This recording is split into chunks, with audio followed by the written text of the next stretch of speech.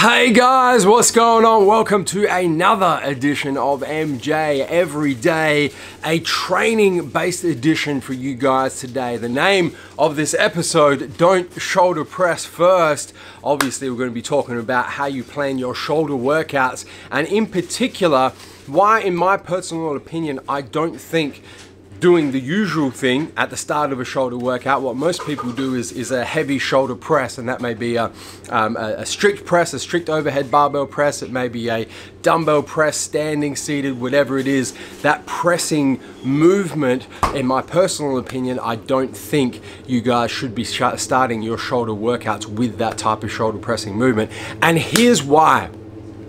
For most of us, our front delts are already overdeveloped when you compare them to the other parts of the deltoid, the other heads of the deltoid. So when you compare your front delt to your middle delt to your rear delt, most people are going to have overdeveloped front deltoids. And that's primarily because we're used to doing pressing type movements. We're used to shoulder pressing. When we go to the gym and we train chest, there's obviously going to be an indirect component where we're already indirectly hitting front deltoids. Our front delts get a lot of stimulation through other training avenues rather than actually training shoulders, is they get a lot of indirect stimulation. So for most of us, we have overdeveloped front deltoids, and what that does to the shoulder in its own right is it pulls the shoulder forward. If you've got front deltoids that are kind of overdeveloped compared to the middle delts and the back delts, it's going to pull your shoulder forward, and it tends to make people slouch and have shoulders that are rounded forward as well.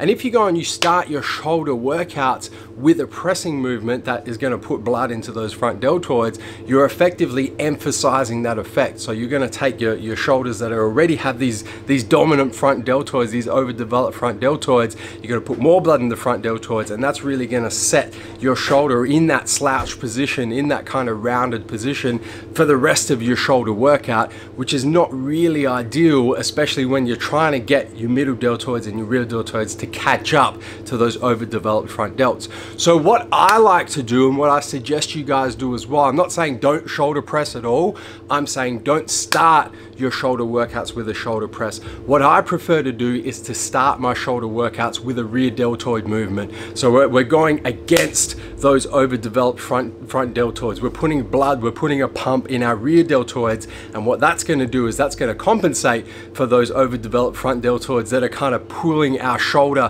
forward and getting us to round our shoulders forward. Putting a pump in the rear deltoids is going to pull our shoulders back and round our shoulders back, which is a much better position to set your shoulders for the rest of your shoulder workout, so you can target middle deltoids, you can target front deltoids with your presses later on during your shoulder workout, and of course you're in a better position to target your front deltoids as the workout progresses as well. Guys, that's a wrap for today's episode of MJ Everyday, why you should not shoulder press first. As always, don't forget to hit the subscribe button, subscribe to our YouTube channel, turn your post notifications on both on your mobile, your cell phone, and your desktop PC, so you don't miss a beat when it comes to the Massive Joes YouTube channel.